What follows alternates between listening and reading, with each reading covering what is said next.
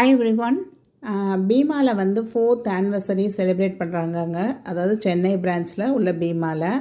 So இந்த கொலுசு கலெக்ஷன்லாம் வந்து லாஸ்ட் டைம் அச்சய திதிக்கு பீமாவில் பார்த்தது தான். ஸோ அப்போ வந்து கிராமே பார்த்திங்கன்னா ஒரு 80 ருபீஸ்க்கு இந்த இதில் இருந்து ஒரு கொலுசு பர்ச்சேஸ் பண்ணியிருந்தேன். அவங்க ஆஃபர் ரேட்டில் வந்து வாங்கினப்போ நல்லா தள்ளுபடி கிடச்சிது. இந்த அவுல் ரிங்கும் அப்போ தாங்க வாங்கியிருந்தேன். 1200 என்னமோ சொல்லி தான் வாங்கியிருந்தேன்.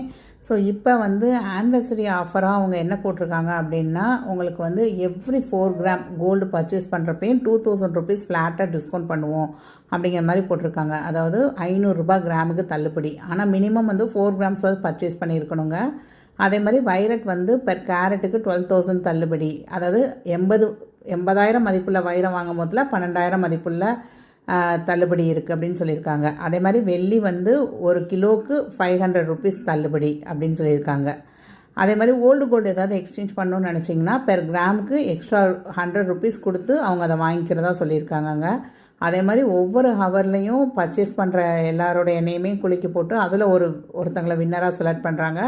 அவங்களுக்கு வந்து கோல்டு காயின், டைமண்ட் ஜுவல்ஸ் அந்த மாதிரி கிஃப்ட் கொடுக்குறதா சொல்லியிருக்காங்கங்க.